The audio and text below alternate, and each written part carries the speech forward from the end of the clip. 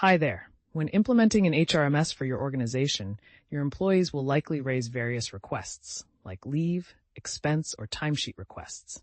In Asanify, I've logged in as an admin. As an administrator, you can design the workflow for handling these different types of requests. Head over to the Company section in Asanify, and you'll find a section called Approvals. In the Approval section, you'll see all the different types of approvals that the system allows. For example, there's timesheet approval, employee details update, attendance regularization, work from home approval, expense approval, and more. Asanify lets you define a workflow tailored to your organization's needs. Let's take an example of customizing the leave request approval process.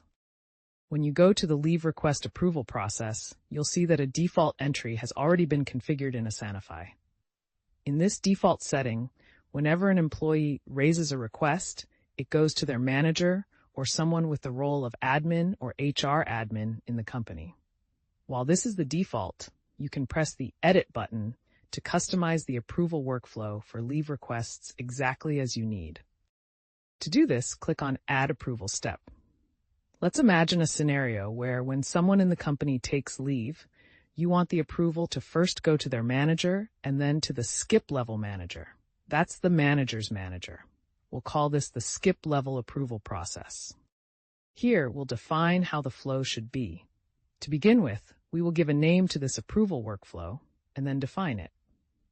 The system also lets you describe what this approval step is, which helps you remember exactly what you've configured. So let's name it as the skip level approval process. After giving it a name, I will describe it as Step 1, Manager's Approval, and Step 2, Skip Level Manager Approval. Once the approval flow is defined, we can configure this combination over the next few questions. You'll notice the system asking if all the approval requests should go through this step. Here, you can customize whether all leave requests follow this workflow or only some. Let's say I select No, meaning only some requests will go through this step. I can then configure that this workflow should apply only when, say, the employee's department is HR. In that case, this workflow will trigger only when employees from HR are raising a leave request. Note that when employees from all other departments raise their leave requests, the system will still follow the default workflow for those requests. Ideally, creating a workflow that covers the scenario for all employees would be best. You can also create a condition with 2 or more parameters. For example, this workflow should be triggered when the department is HR, and the employee designation is something that you may want to specify. But for our example, let's go back and say I want all employee approvals to follow this 2-step process. So what I want is for scenarios, the leave request should follow this particular workflow that I'm about to define. So I'll click Yes.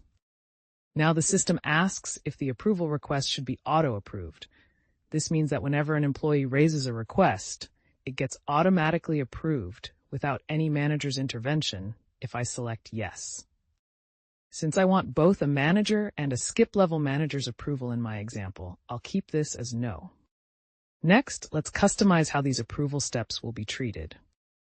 The next question asks who should receive the approval request. This is where we'll define our skip-level approval process.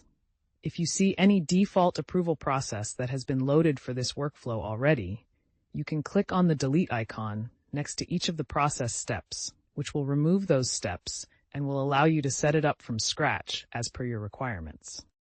In the first step, I will specify that employees who meet the condition of being the requester's manager will receive the first approval. In case there are multiple approvers at this step, you can decide whether approval is needed from all approvers or just from the first one to respond.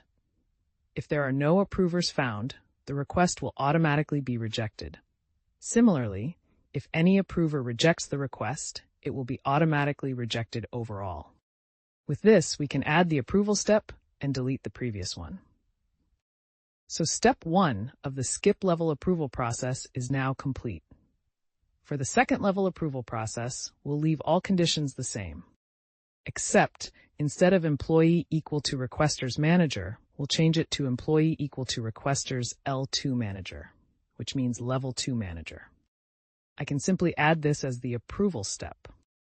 Now, for my organization, all leave requests will first go to the requester's manager and then to the requester's skip level manager, or L2 manager.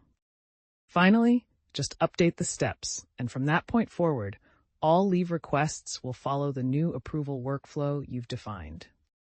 Thank you.